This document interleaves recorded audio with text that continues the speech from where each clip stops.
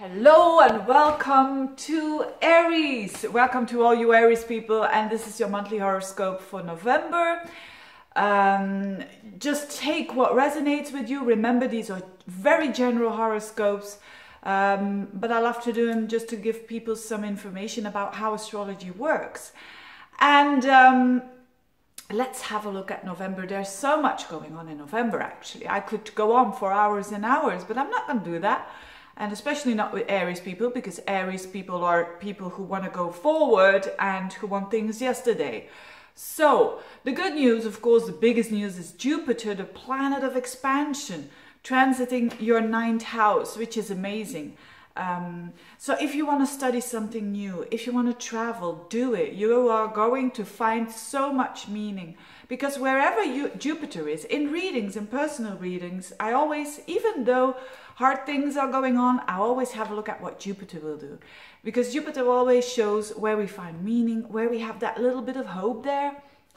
And for you, Aries, if things are going hard for you in November, go to the 9th house. Which again, what is it, the 9th house? It's spirituality. It is traveling. It is connecting with different cultures, with people from abroad.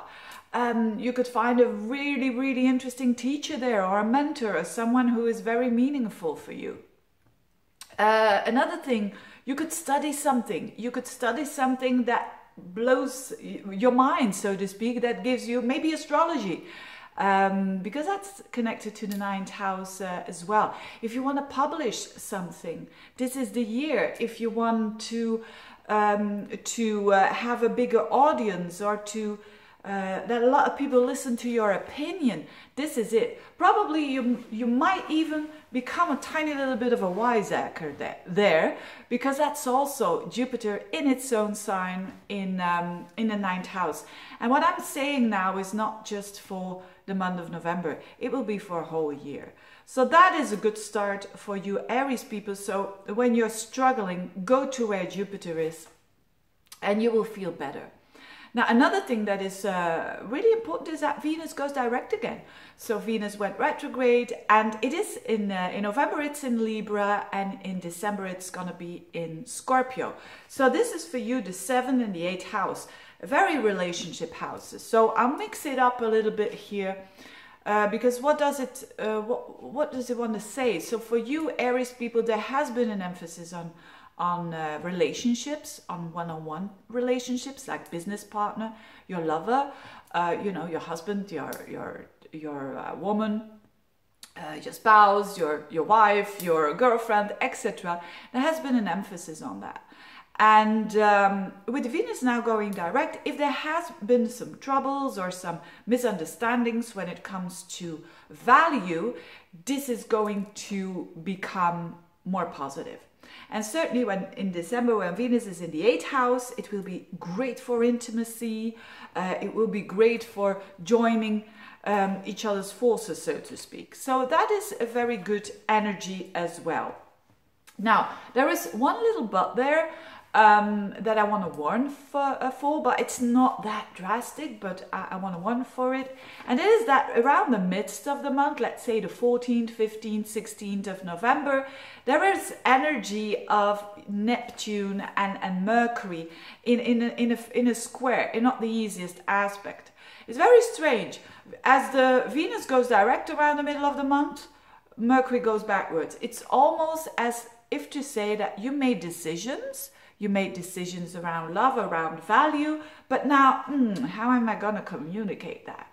And how am I going to, my vision and my opinion, how will I spread this out, and how am I going to say that? And that's a good thing to think about that with the Mercury retrograde.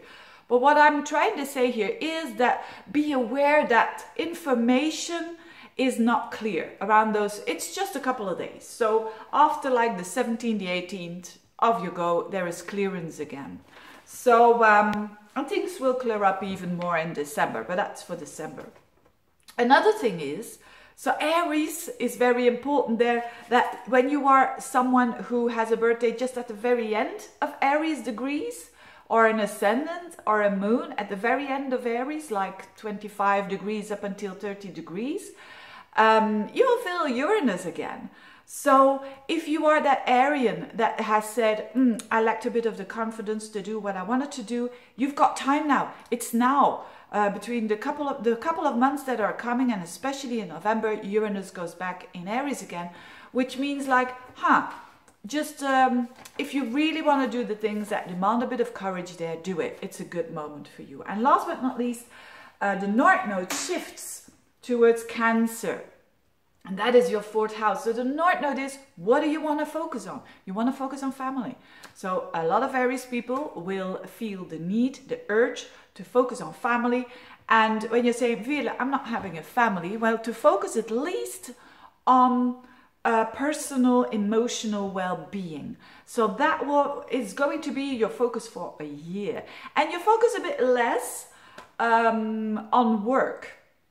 So a lot of Aries people will either change jobs or either stop with working or either do something a bit less, you know.